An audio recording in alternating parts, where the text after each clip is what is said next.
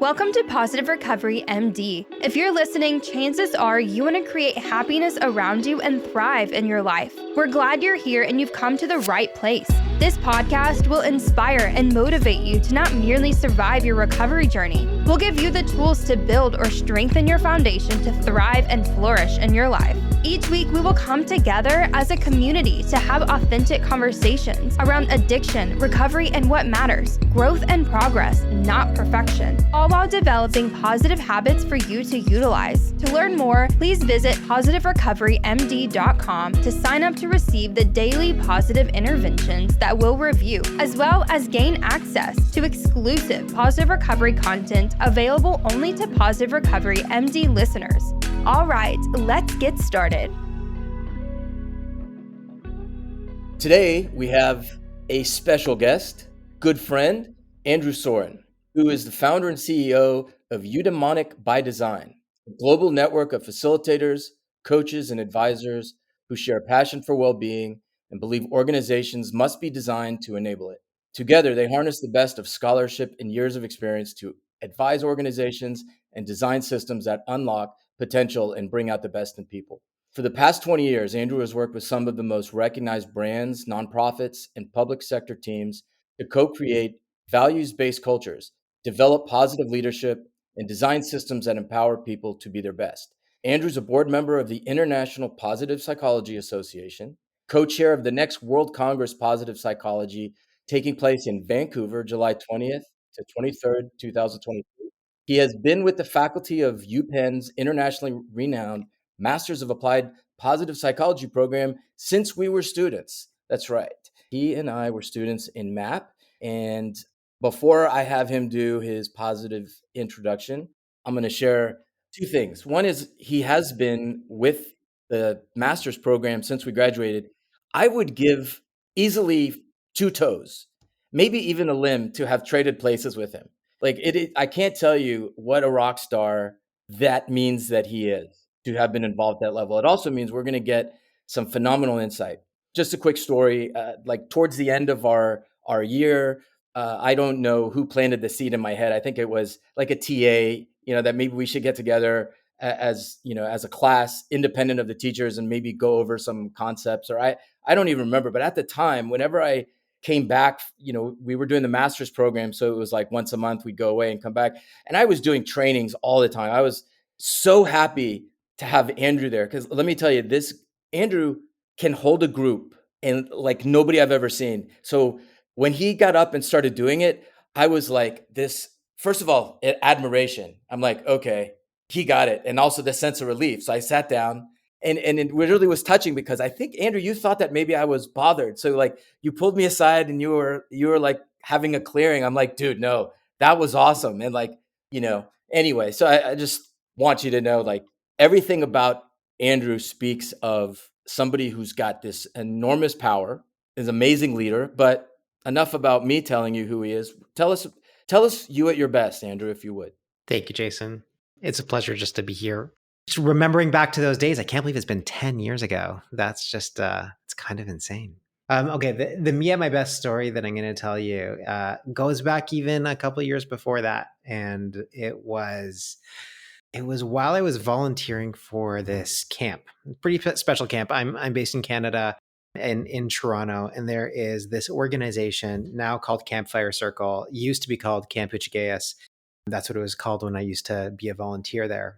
And Camp Eudaimonic is this camp for kids with cancer. It's an incredible place, a really special place. The thing that is unique about all the kids who go there is that they either have cancer or they are affected by pediatric oncology in some way, shape, or form. The story I'm going to tell is actually when I was a volunteer for a week or two one summer with bereaved siblings. So all the kids that I was with had a brother or sister who had died of cancer, and they were all there together. And I had a group of 10-year-olds who I was a counselor of, and specifically one of those kids was a kid named Polly. Let's see if I can tell this story without getting too emotional. So basically, Polly was this incredible kid, super scrawny, but amazing athlete, really, really special, super kind, really wonderful. And one of the things that we had to do together was like go on a ropes course, like a high ropes course. This is like one of those things where like you kind of go around different levels. I think there were 4 different levels, and eventually like you get really high off the ground, and like you're doing like crazy, like, there's like a wire and you're like harnessed off and you have to like climb over things. Anyways, this was something that Polly was like all over, and this was something that I was mildly terrified of. Not necessarily like me at my best moment. But I remember just going like, I was paired up with Polly. We were going to go up together. We were harnessed in. We were kind of going up level 1. That was all fine. We get to level 2. That was all fine. We get to level 3. Now I'm at my edge and he wants to go to level 4. And I'm like, I don't think I can do it. I'm like, I don't think I want to do this. And I'm like, Polly, you go up. I'm good. I'm good down here. And he's like, no, come on, man. You got to go up. You got to go up with me. And I'm like, do I have to? And he's like, yeah, come on. Just come up to the top of level 4 with me. And I was like, okay. So like we climb up this kind of like rope ladder to get to like level 4. And now we're like, I don't know, 100 feet off the ground. It's like, it's high. It's like, we're like 4 stories off the ground and like on this like little platform. And basically the thing that we need to go do next is like, go like on these swinging tires that where you basically have to like get like one swinging tire to the next swinging tire to the next. And there's like 10 of them to get from like the platform that you're on to the other platform. This is just like so far beyond what I feel like I'm good at, like I'm willing to do. And so I'm just like, no, I can't do it. And like Polly's already on like tire number 3 and he like turns back. He's like, what's wrong? Like, come on, Andrew, you got to do it. And I'm like, no, Polly, like good. I'm done. I'm good. Like, I don't want to do anymore. He's like, you got to do it. You got to do it. And I'm like, I really don't want to. He's like, why? What's wrong? And I'm like, I'm scared. Like, I don't want to. I'm scared of heights. This is too high for me. He's like, what are you scared of? And I'm like scared that, like we're like 4 stories off the ground. I'm scared that like I'm not like very dexterous. Like you're a crazy athlete. I'm this like kind of fat guy. I'm like, this is not gonna work for me. But you're harnessed in. And I'm like, yeah. And he's like, no. Look, you're harnessed in. And he like jumps off of his tire and then just like suspends 4 stories off the ground, harnessed in. Yeah. And he's like, I'm not gonna do that. And he's like, try it. This is a 10-year-old kid. It's a 10-year-old kid. I'm like a 35-year-old like dude, like in this moment. And he's like, you gotta do it. Just try. I'm like, okay. And so like he convinces me to like kind of like lean off the edge and like get into the harness and then like suspend in midair. And I do. And it's kind of amazing. And of course, and he's like, how are you feeling? And I'm like, I feel okay. And he's like, good. See, you're safe. You can totally do this. He's like, climb onto the tire right there. So like I like pull myself up onto the tire. He's like, see, you did it. How you feeling? And I'm like, I feel really good. He's like, good. Are you gonna come with me now? And I'm like, I guess so. Yeah, let's do it. And so like we start climbing all along the ladders, and it's like turns out to be really fun. We get to the end of that like pier, and then the next thing is like a diagonal where it's like only 2 wires, and the only way that you can like go across the wires is if like both of you are leaning in and holding like basically holding each other's weight, except like I'm like 190 pounds and this guy's like 80, and so like that balance isn't going to work. And so we're like falling all over the place and having the best time, and like just like totally liberated. And just like it's me at my best because it's like me just being so willing to let others inspire me to be able to do things that I know I am not, like I never thought I was capable of, but I'm prepared to take that leap of faith when I see someone, even like this 10-year-old kid, be able to reach out and like touch something in me to be able to make it happen. That's awesome. I heard in that story, Andrew, you at your best, and I also heard Polly at his best. Like, wow, what an amazing 10-year-old. And I don't want to take from your positive introduction, but I have to say I heard 2 people at their best in that story. So thank you. 100%. An experience like I had when you work the ABCs to realize that the beliefs and thoughts that are driving you, once you realize that that's just a story, the freedom that liberates you from doing other things in life that you were held back from doing for so long, and then to have fun with the kid while you were doing it. Totally. That was great. I know. Like, so the strengths. Like we'll do strength spotting a little bit. Like what strength would it be where you have enough faith in somebody else to be inspired to rise above? Obviously it's courage, but it seems to be spirituality. And I'm not really sure how to sort of relegate it to just one thing, but I have goosebumps just thinking about like being inspired. Where does that fall? I put it into, there's like within the strengths bucket, there's like this whole bucket of transcendence strengths. And there's like a That's bunch right. of strengths that are within transcendence, but like, and like hope is part of transcendence to a certain extent, at least in some regards. And humor is part of, like, just having fun is part of transcendence. But like for me, the spirituality obviously, but like for me, the number one strength that I have, which lies within transcendence, is appreciation of beauty and excellence, which is sometimes known as awe, is like the short form of appreciation of beauty and excellence. And I love like the scientific, like the definition of awe is encountering something that is beyond what you are capable of actually making sense of. It's like, it's this thing that requires you to have to take a leap. And if you're successful in taking that leap, you kind of like literally rewire something. It's just as you were describing in terms of the ABCs, where like you're literally rewiring something in your head to like have this positive outcome. And it's this like truly like transcendental moment of awe. And if you fail at that, like you have the other version of like shock and awe, where it's like horror to a certain extent, right? Like, and so like that to me, like that moment, like appreciating Polly's capacity as like this 10-year-old kid to get me to do these things, to take this leap of faith, literally, like, hanging by a thread 4 stories above like the ground, is, I think, like that's a strength of awe, I guess, would be how I would classify it. So I wonder if you guys are kind of seeing the close application to recovery, because first of all, addiction medicine is really the only like sort of genre of medicine that has an explicit spiritual component. And what do we do if not inspire people to rise above the dregs of addiction, the prison of it, have faith that they can transcend. What they don't understand is how to live life on life's terms. So I just can't help but think like that's what we do, right?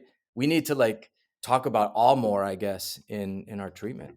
There was something he said too about if you miss the mark and you were to fall, that there's the opposite, the shock part, which also creates another narrative, which is the bondage, right? Because that's where the beliefs and thoughts come from that keep you stuck. I can't do it. I can't do it. I can't do it.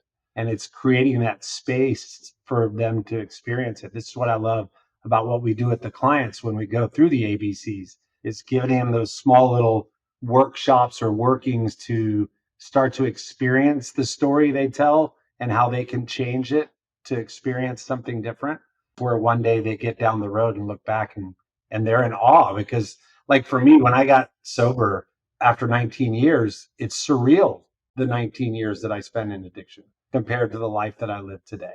And that's awe. That's what I hear you speaking to. So I think it's great. So it's awesome if you make it, it's awful if you don't. That's it. Those are the roots, the same. And it's interesting that it's the same thing, right? Like it's the same root in between awesome and awful. Yeah. In fact, I remember speaking out to James about this. I'm like, wait, awesome? It could be awful. Like awesome isn't only good. And then he told me like the root word. I was like, man, yeah, totally. So, tell us about a little bit about, where you come from and, hometown major, that type of stuff. And then kind of get into how you have been working. Are you TAing for Marty or James or what? And okay, talk about that. Talk about anything new in the field. Yeah, sure. Talk about all of it. No, that's great. The short answer to that question in terms of the MAP stuff, Masters of Applied Positive Psychology, for those who don't know what MAP is my job at this point within that program is to basically help people figure out their own journeys around applying positive psychology. So the main role that I have is is that A in the MAP program, the applied part of positive psychology. So helping people figure out their capstone projects and just basically figuring like, how do I integrate this and think about the relationship between this and the rest of my life. So I kind of run that section of the program, which is super fun. It basically allows me to be able to watch a whole entire class go through this program through their eyes. But how did I get there? My definitely my life journey makes a lot more sense looking backwards through the rear view mirror than ever. Like there was, if I were to try to tell, like anticipate what my career journey was from the beginning, I never would have been able to. But like I started as a theater kid. So that was working in theater, passionate about like being on the stage as a little kid. That was kind of where I started. I wound up going through a performing arts high school program, wound up majoring in theater, got super just excited about the idea of the performing arts, eventually moving from on the stage to off the stage, loving directing, loving the design of theater, loving eventually producing, and the idea of being able to find extraordinary people who were good at all of those different things and pull them together to be able to create something that none of them were able to necessarily create on their own. That was the thing that I loved doing most within theater. So I worked professionally in theater in Toronto for a number of years and wound up getting recruited by a bank, of all things, to run a big theater prize in Canada, the biggest theater prize that existed in Canada at the time, called the Eudaimonic Prize in Theater. And this bank, BMO Financial Group, they had endowed this prize. Their CEO was like the major kind of sponsor of it, and they wanted someone to run the prize. And so that's how I started working at a bank. And then 15 years disappeared. And over that 15 years, I never did anything that remotely like came near banking in many ways. But I wound up having all of these kind of extraordinary jobs. First within the marketing department, which is where I first landed, wound up taking on all of these kind of responsibilities around experiential marketing and cause marketing and sponsorships and things like that.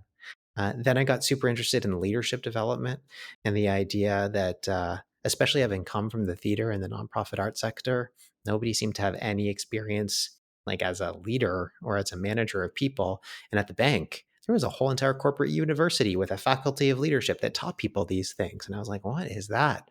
And so I wound up getting a job there, actually helping leaders tell stories about culture change. That was kind of my job, which was super interesting, kind of mixing the theater and what we were trying to create a new culture within the organization, which was super interesting. From there, I discovered that everyone who seemed to be good at leadership development had a coaching designation. And I was like, what is coaching? And wound up hooking up with somebody who was studying to be a coach and being her guinea pig client, and fell in love with coaching. It was like, oh, I want to become a coach. And so went off and got certified as a coach, then wound up taking over this massive coaching program that the bank had, again, in that kind of leadership development space, teaching managers how to be more coach-like in the work that they did. That was the period of time that I found positive psychology.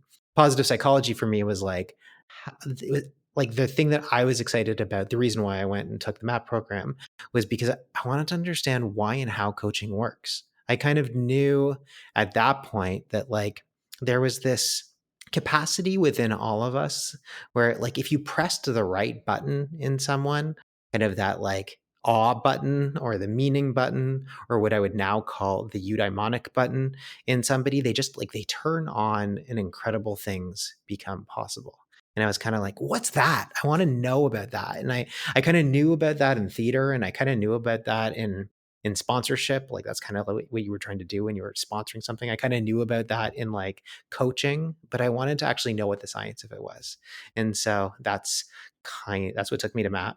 And this program, this Masters of Applied Positive Psychology program at University of Pennsylvania, like it was amazing. I mean, it was just this waterfall of maybe fire hose of all sorts of information about what some of those things might be when you're pressing that button. And I learned this fancy word, eudaimonia, while we were there. And eudaimonia is like the ancient Greek word to describe this thing that we don't really have a word for in English. Like if you were to translate it, that word would be well-being or flourishing or thriving. But it's this really capacity to be activated by purpose, to what I would now describe as like what happens when you're able to bring the very best of yourself to do something that you think is really important in the world. That's what the ancient Greeks thought well-being was. And in many ways, positive psychology is the study of that. Like, what is that? And how do we get it? And so by the end of the time that we were done in MAP, I had this idea of like, how do you design an organization that allows people to be their most eudaimonic selves? And basically the last decade of my life has been a pursuit of trying to answer that question. First at the bank, getting to redesign the entire culture of a giant like North American bank, which was super fun. Then leaving the bank and getting to do that with a whole bunch of incredible organizations, working for a consulting company in New York. And then about 4 or 5 years ago, starting my own consulting practice, which is called Eudaimonic by Design, where I get to work with a whole bunch of alumni from this program at the Masters of Applied Positive Psychology program, who are also really interested in these questions, working with incredible organizations and incredible leaders in organizations, helping them try to figure out, hey, how do we design the conditions where like every employee in this organization can feel that kind of capacity to bring the best of themselves to do something important in the world. That's what I get to do now. That's awesome.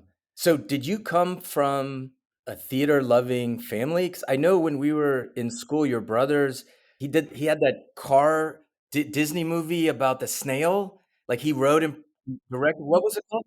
The Turbo, yeah, DreamWorks, not Disney, but like, yeah, my brother is an animator, writer and director of animation. Turbo was the name of that particular movie. And that was you, right? The little brother. That was based on you, yeah? I'm not sure it was based on me, but there was a little piece of it. Yeah, I guess I was in there probably. My mom studies museums and like what makes like transformational experience in museums. My dad was a social worker, is an actor, always kind of wanted to be an actor. So I came from a family that really cared about the arts and brought that to life in all sorts of ways. I was really lucky in that regard. So they were, me being interested in the performing arts was very much a natural thing in my family. So I'm curious, like in the study of what makes that experience happen within an organization for all people, like do you notice like the certain companies that like they don't even know what they're doing, but they're already doing that and they're just not aware to what they're doing that's making them thrive? Yeah, totally. And those are actually really fun organizations to be able to work with. There's definitely I think that what I notice is there is a giant spectrum of organizations around this kind of work. There's a lot, way too many that like don't care about this stuff at all, and where the employee experience really just sucks, and most people hate going to work there. And that is that's just a reality. It's probably a reality for a lot of people. It's probably a reality for a lot of people who are listening to this podcast. And then there are some organizations which we could describe as positively deviant, and they just, again, whether as you're describing it, like they know what they're doing or they don't, they've just kind of fallen into this place where they're naturally doing it. And I think that's an interesting thing. Like, it's an interesting thing about positive psychology in general is, for those who don't know, positive psychology is like, I guess, a fancy way of basically describing like the science of what goes right in our lives. Like that would be my bottom line of it.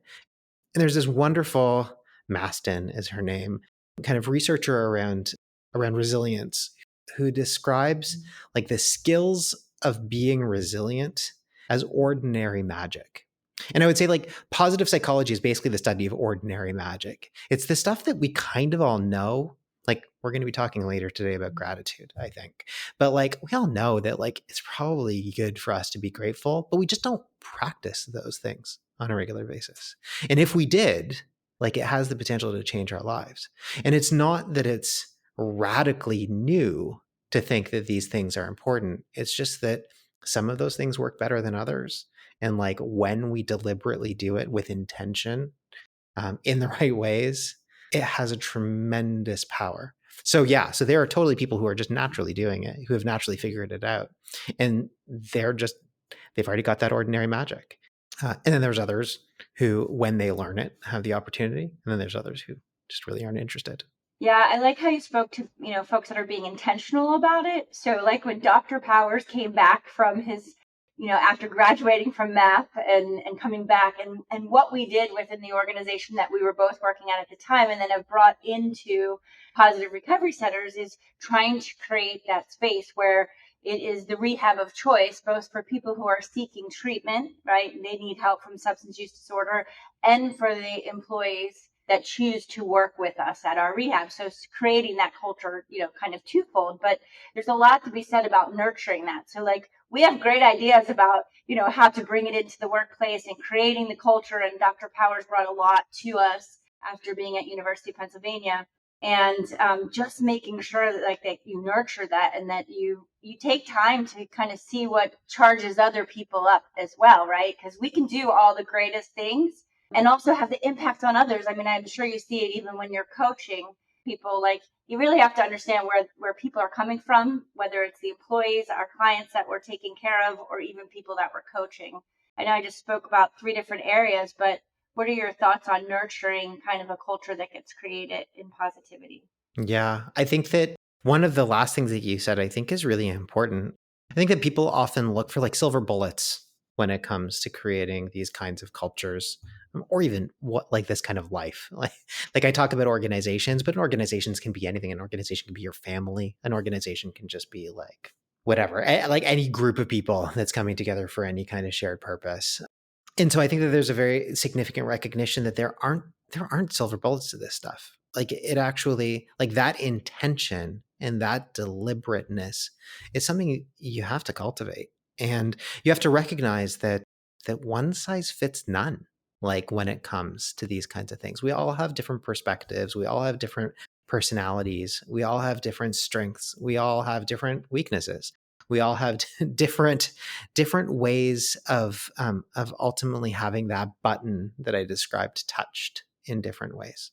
And we have to recognize those things. And so much of this work is really just about, in many ways, being human with one another and being really curious and being really compassionate and being willing to step into those hard conversations and being willing to show up and provide the support. Like it's ordinary magic. But like if you do that and you do that with intention and you continue to like try a little bit harder tomorrow than you did yesterday, like those are the ways in which you eventually create those cultures that just feel like they're magic.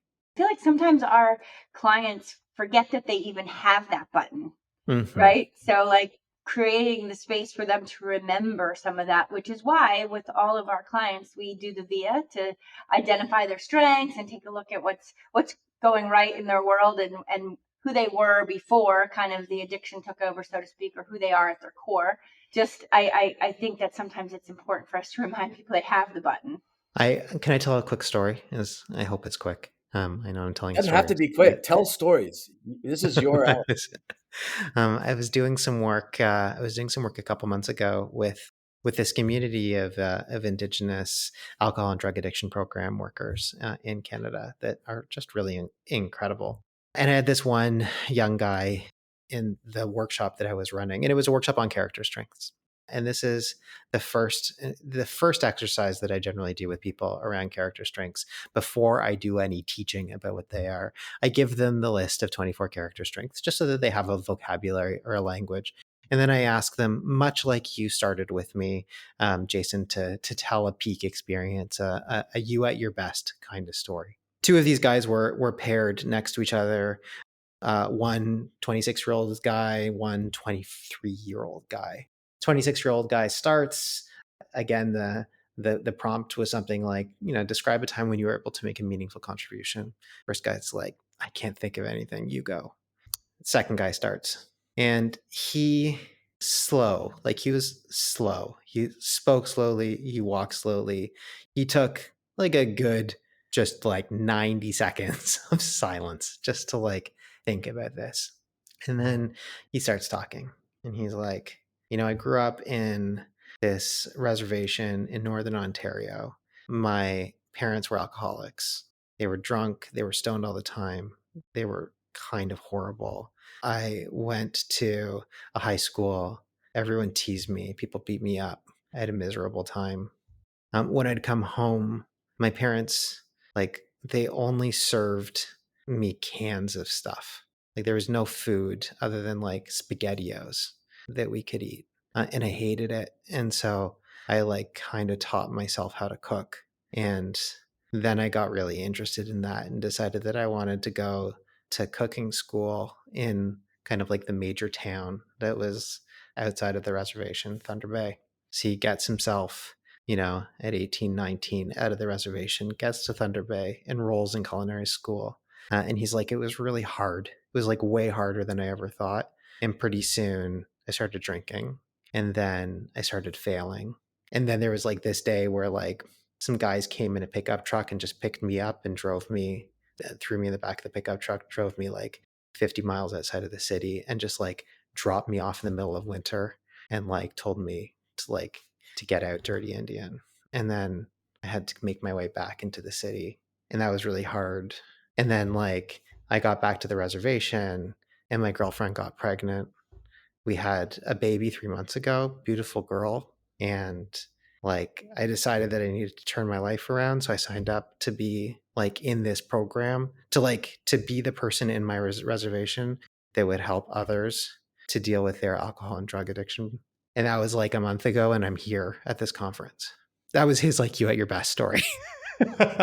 And I'm just like, oh my God, I don't even know where to start. And I was like, my job is not to start. I asked the other guy, like the older, like the 26-year-old kid, I was like, remember you have the sheet. Do you have any strengths that you see in this story?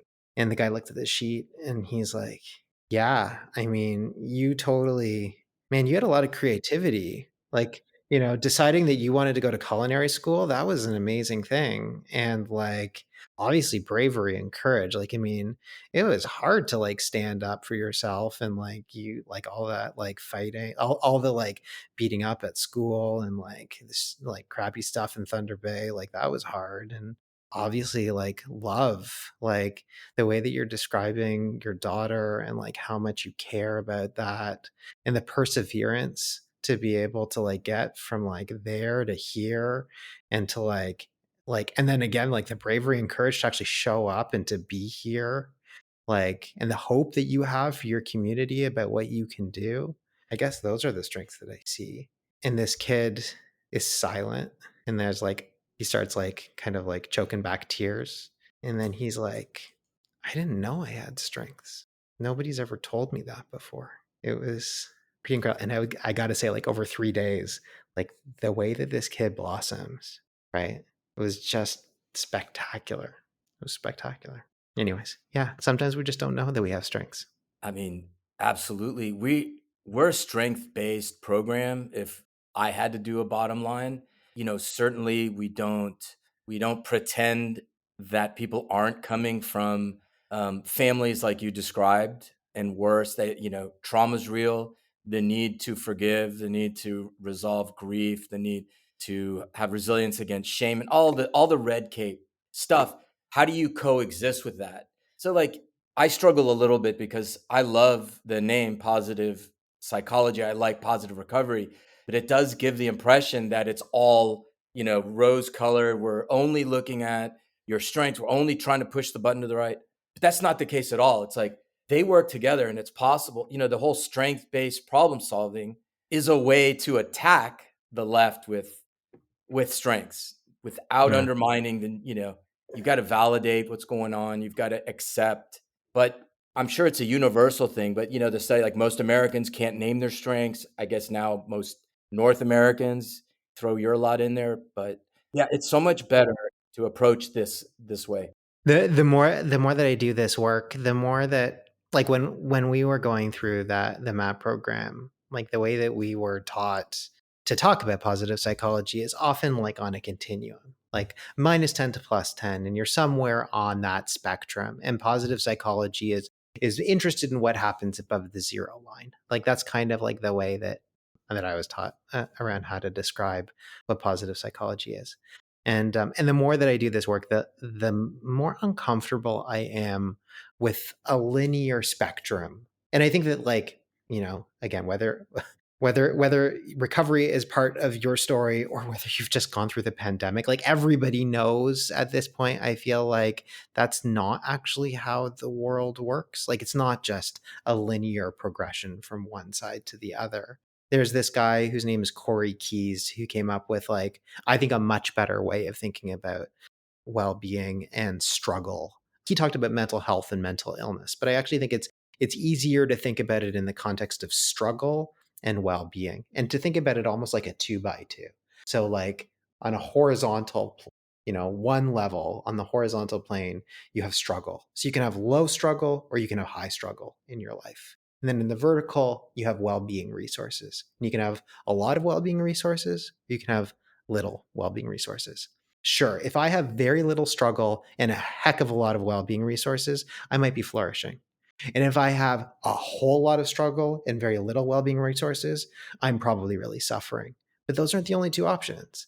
Like I can have low well-being and low well-being and low resources, low struggle, and I can be languishing, right? Like we heard that a lot over the course of the pandemic, where it's just kind of like I feel blah. Like there's nothing fundamentally wrong, but there's also nothing fundamentally right, and it's like blah, it sucks. And like this is where most of the population is.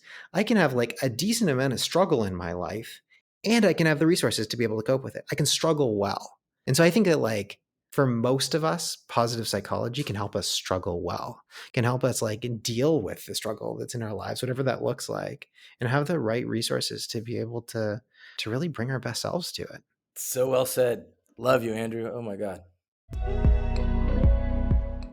Positive Recovery Centers and Positive Recovery MD proudly partner with Common Bond Bistro, Brasserie, and Bakery. In every city, village, and town, the common bond that everyone shares is the love of good food. It bridges together all ages, cultures, and beliefs. At Common Bond, communities gather to dine and bond over great food, extraordinary pastries, and custom cakes. Whether you're looking for a quick lunch, a bite to go, or the Brasserie, their new upscale dining experience, Common Bond has you covered at one of their multiple unique locations. And don't forget to grab a decadent cake or some of their delicious catering for your next get-together. To find a location nearest you or check their current menus, visit commonbondcafe.com or find them on Instagram at Common Bond Bistro and Bakery. Our love for good food is something we all have in common.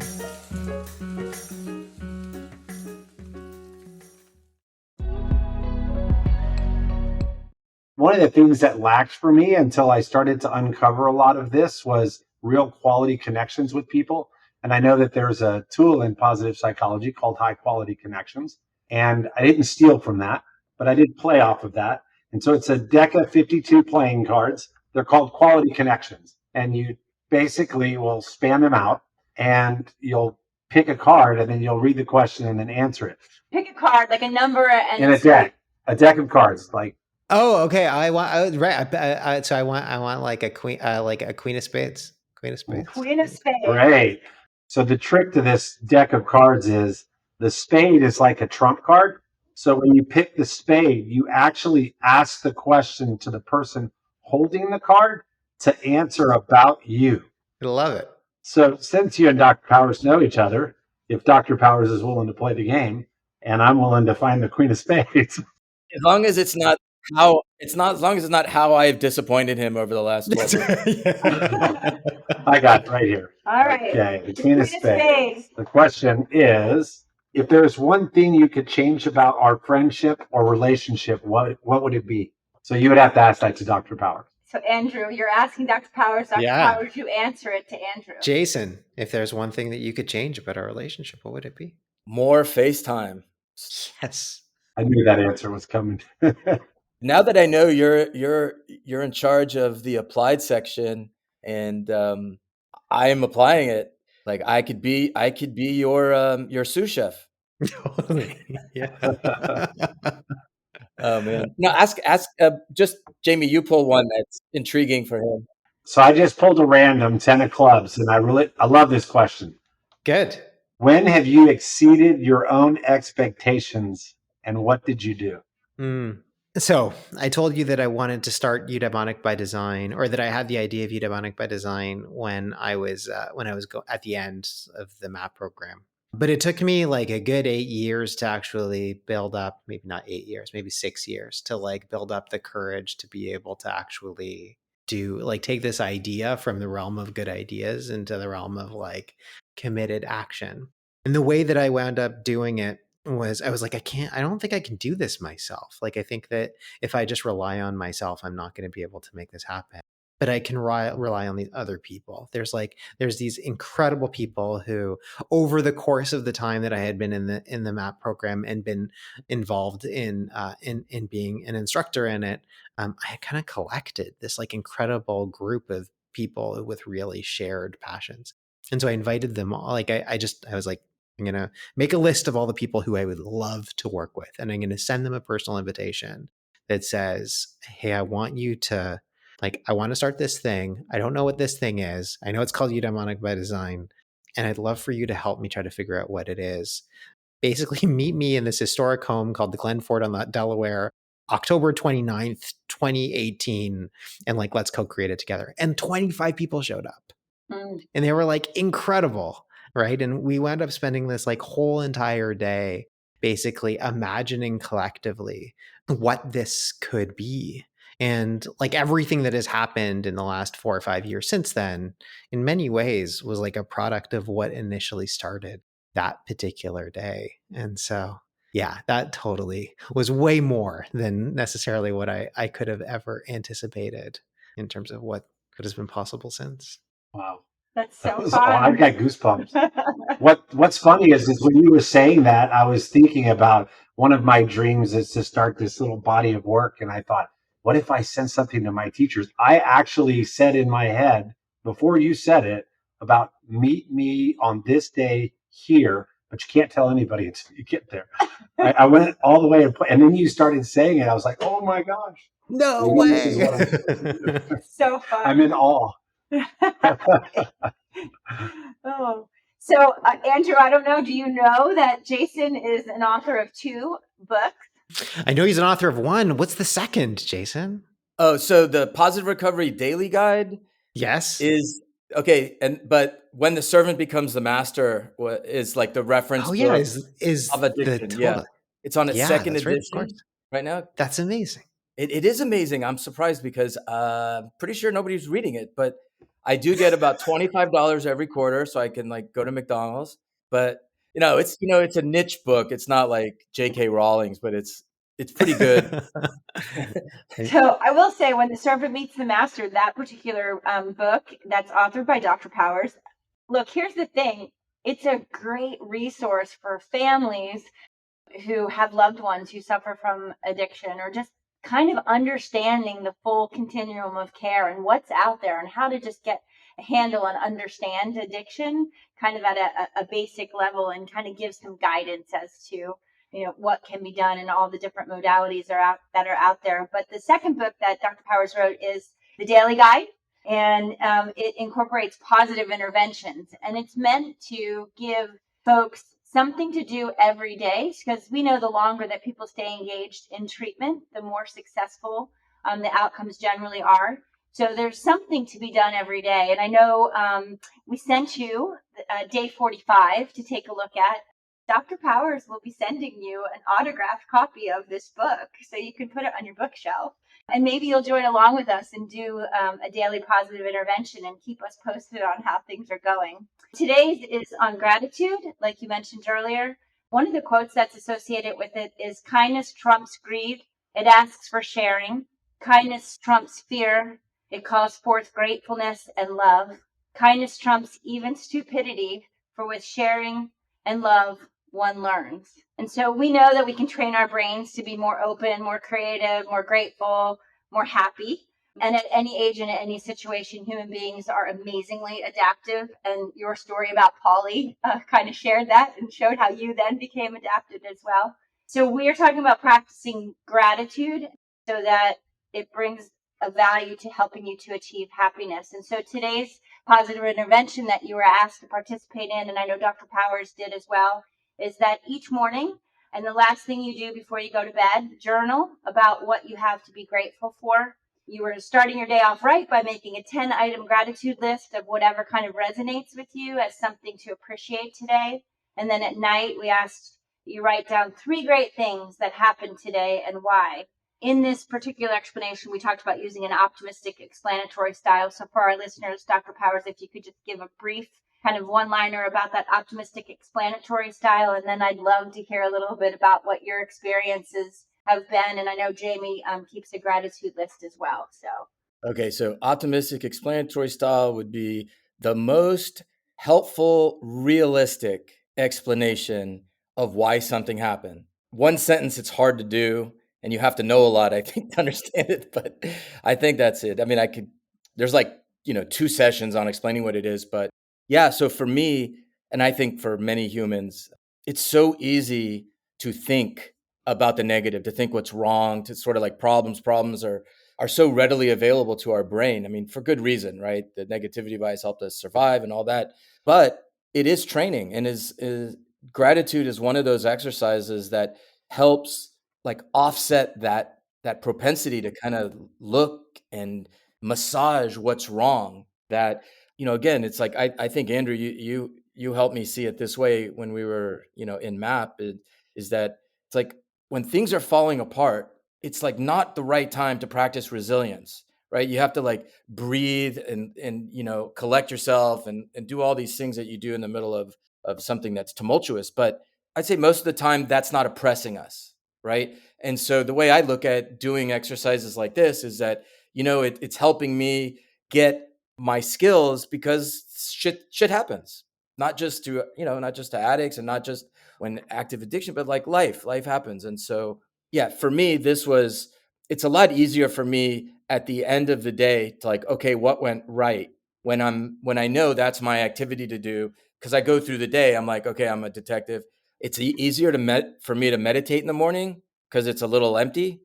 But, so like the list of 10, honestly, it's like, I kind of like find myself wanting to write down what I think is the right thing to do. Like, okay, I have good health, my the things that I really care about. But for me, it's a little bit of a struggle to kind of, do you really feel this way? And that's just the mental gymnastics. So my experience with this is tough. I have to like stay in the moment, make the list without sort of doing it for others, if that makes sense. That's just my experience. Yeah, since y'all are there at the school where y'all actually probably do like the study and the science behind it, I'm curious to study if people do a gratitude list first thing in the morning versus doing one at night. I do mine first thing in the morning, and I find that when I try to do it at night, it's real easy, like Dr. Powers said, but I have to work my muscle in the morning to really try to find something, because I'm on this blank slate where I've like thought about all the things that I have to do today, and now I've got to find something good.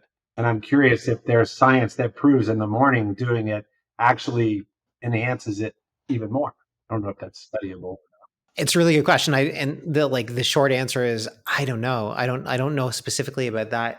There's been so many studies about gratitude. I was just looking at what's called a meta-analysis, and a meta-analysis is basically a study of studies. And so one of the last ones that was published was in 2011 of gratitude studies themselves. And there were something like 300 different studies that like account for like hundreds of thousands of people who've gone through various gratitude interventions. So I'm sure if we dug through that meta-analysis, we could find different people who've studied different things. But it is like, it's remarkable the power of gratitude to affect not only our well-being, but also the reduction of like depression and anxiety and like mental illness in general. Like it is an incredibly powerful piece of ordinary magic, as I described before. I will say it's hard. Like it is.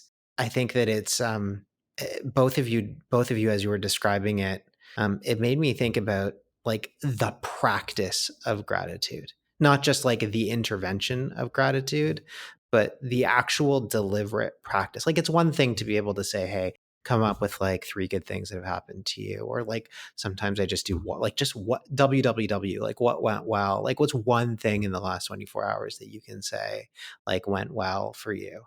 But the idea of being able to like systematically and consistently look back and say, hey, here are the things that I'm grateful for today, is a practice. And like any practice, some days it's going to be easy and some days it's just like really hard. And like nothing's different other than just kind of like you're different that day. Some days you want to do it, some days you don't want to do it. Some days it's super easy, some days it's like really hard. Some days like it's just and that's kind of the magical thing about a practice, is that it's something that if you keep doing, like it's almost as important to like be able to have the meta reflection of like, is this easy today or is this hard? And to kind of hold that with non-judgment, to be like, yeah, you know what? Today it's really hard. Today I can't think about like anything, and I'm grateful to be here struggling. Like that's what I'm grateful for. I'm grateful to like, I'm just like, I chose to show up today, and like that in and of itself is like, that's it. That's all I got today. And so, yeah, it's a powerful thing. One on that note, like kind of a connected, one of the things that I've found helpful over the years in terms of thinking about gratitude practices is actually a bit of a meditation thing that I do before I go to bed. Sometimes, well, definitely not always, but where I close my eyes and I try to reconstruct. I start at that moment and I literally just like rewind and go backwards over the course of my day and just try to like just recount like the things that happened. And like I choose to like both do like things that I'm grateful for and also things that like were challenging, because I think it's worth being able to accept both of those things. And so I kind of go all the way back down to the beginning, to the moment when I woke up, and then I go all the way forward until the moment I'm like in bed. And it doesn't take long. Like it's like, a couple minutes, but just that kind of like replay, like rewind and then replay over the course of the day allows me to see things that I don't think I would have if I was just journaling. And it's like stuff that you kind of naturally do anyway before you go to bed, is just replay the day. But becomes like a very deliberate way of just kind of like going back and then reconstructing. And you can do it like, sometimes I go backwards and I look for the places that were struggle over the course of the day. And like those moments, I just breathe a little bit and then I get to the beginning. And then like I say, okay, going forward, I'm going to look for the gratitude moments. And then like, like that kind of like clean sweep backwards and forwards. Anyways, it's a practice that sometimes works for me. What does that remind you of, Dr. Powers? That's No? what we do in recovery at night. We take a moral inventory. Yeah. It's in the big book. When we retire at night, we review our day constructively. Where were we selfish, afraid, dishonest, self-seeking? And then you do it in the morning too. That's all negative, but adding positive is good. Yeah, but then in the morning you look at your day and you look at how you are going to go seek it. Yeah, one of my favorite quotes about gratitude is from Eckhart Tolle. It is through gratitude of the present moment that the spiritual dimension of life opens up. Just being alive right here in this moment, because it's all about presence, being intentional. It's all about just being present with what you're up to and what you're doing. Mm-hmm. And what I can say is that I'm grateful to have been part of this conversation today with you, Andrew. I have so enjoyed the time that we have spent together, getting to know you a little bit. Seriously, we could just keep going. I could just keep going. I would love hanging out with you. So if you're ever in Texas, make sure you let Dr. Powers know that we can all go hang out. And imagine a little bit together. So, but thank you so much. I am lighter. I am smiling. I am super stoked to have had this time with you. So thanks. Thank you all. Thank you, everybody, for joining us. And remember, this is not a dress rehearsal. Speaking of theater, this is it. This is all we got. So please take care of yourselves. Take care of each other. Until next time. Thank you for listening to this episode of Positive Recovery MD. Don't forget to visit positiverecoverymd.com to sign up to get your daily positive intervention sent straight to your inbox. Be sure to subscribe to Positive Recovery MD on Apple Podcasts or wherever you listen to your podcasts to receive an automatic download when a new episode drops. And as always, if you or someone you know needs help, visit positiverecovery.com or call 877-4-SOBRIETY, which is 877-476-2743. We are here to help.